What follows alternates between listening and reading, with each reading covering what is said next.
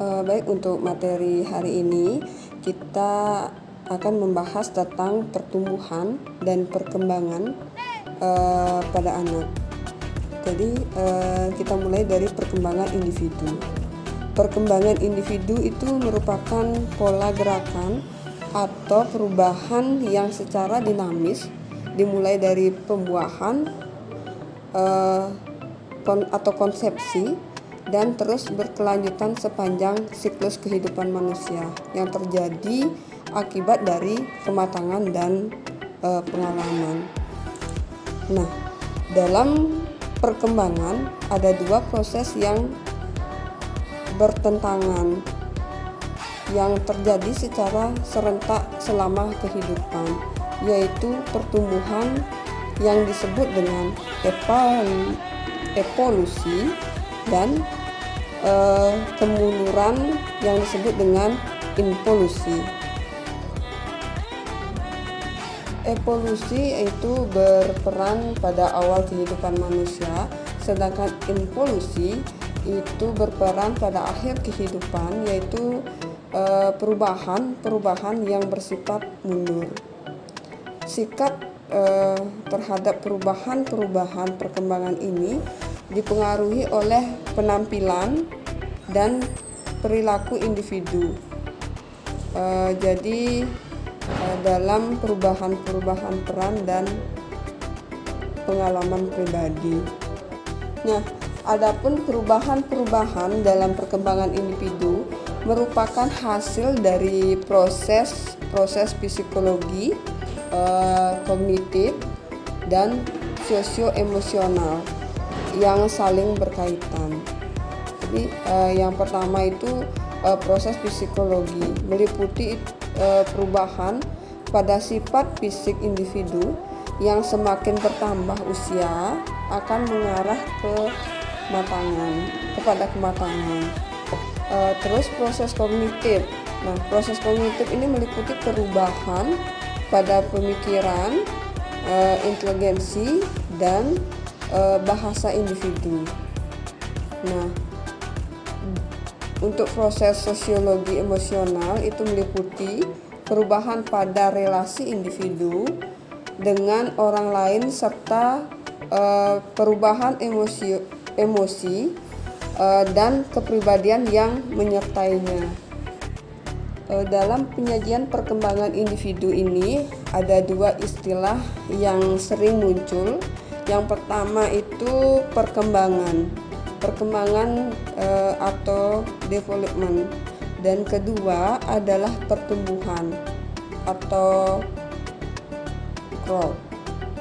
Perkembangan dititik beratkan pada aspek-aspek yang bersifat fisikis atau kualitatif.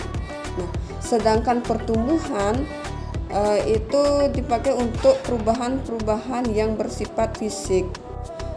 Secara lebih rinci, perbedaan antara pertumbuhan dan perkembangan itu pertumbuhan itu cenderung lebih bersifat kuantitatif dan berkaitan dengan aspek fisik.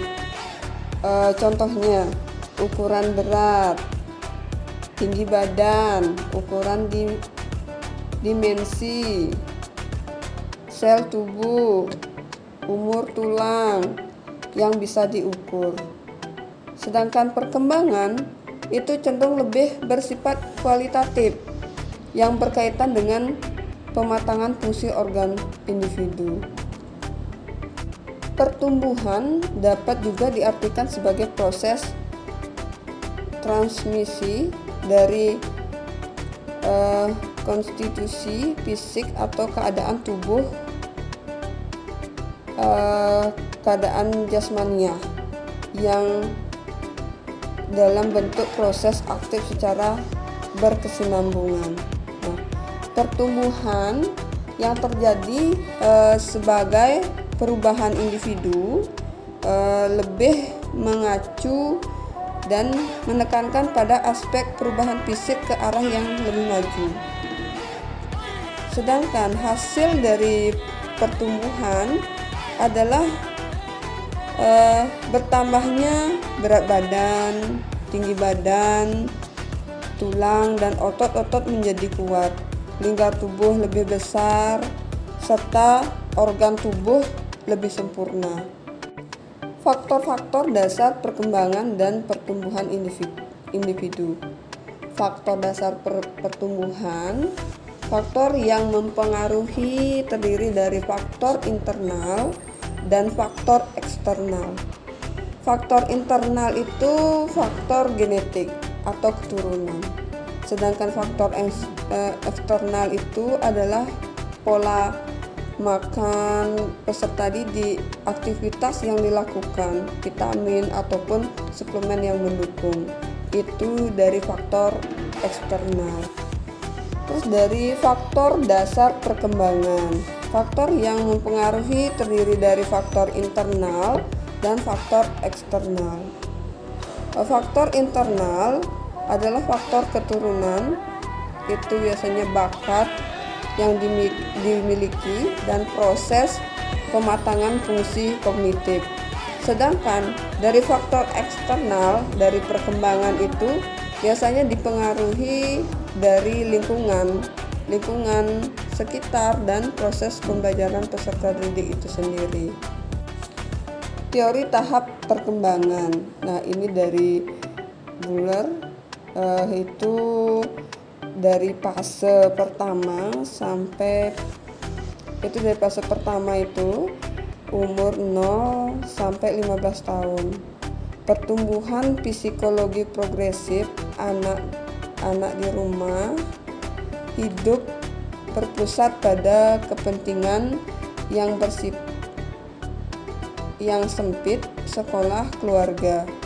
Jadi untuk fase yang kedua itu 16 sampai 27 tahun, pertumbuhan psikologi lanjut, kedewasaan seksual, peluasan aktivitas, penentuan diri, peningkatan keluarga, memasuki kegiatan independen, dan relasi personal. Jadi dari usia 16 sampai 27 itu sudah perkembangannya memasuki kegiatan independen dan relasi personal. Nah, untuk fase yang ketiga itu usia 28 sampai 47 tahun, stabilitas psikologi, periode puncak, periode yang lebih baik dari pekerjaan profesional dan kreatif, banyak hubungan personal dan sosial. Jadi dari usia 28 itu sudah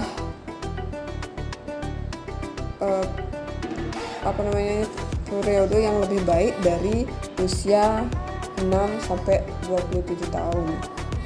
Terus fase yang keempat. Fase yang keempat itu fase 48 sampai 62 tahun. Nah, fase ini kehilangan fungsi produktif, penurunan kemampuan, penurunan dalam aktivitas, kehilangan personal, keluarga, ekonomi. Transisi ke fase ini ditandai oleh krisis psikologi periode introspeksi. Nah, jadi kalau sudah fase 4 dari usia 48 sampai 62 ini kehilangan fungsi produktif. Dan contohnya cepat pikun dan sebagainya, penurunan kemampuan, penurunan dalam aktivitas. Jadi terus fase yang kelima. Fase kelima ini usia 63 tahun sampai fase terakhir 63 tahun. Itu dan fase 63 tahun ke atas lah. Penurunan psikologi meningkatnya penyakit, pengunduran dari profesi, penurunan dalam sosialisasi, tapi meningkat dalam hobi pencarian individu. Periode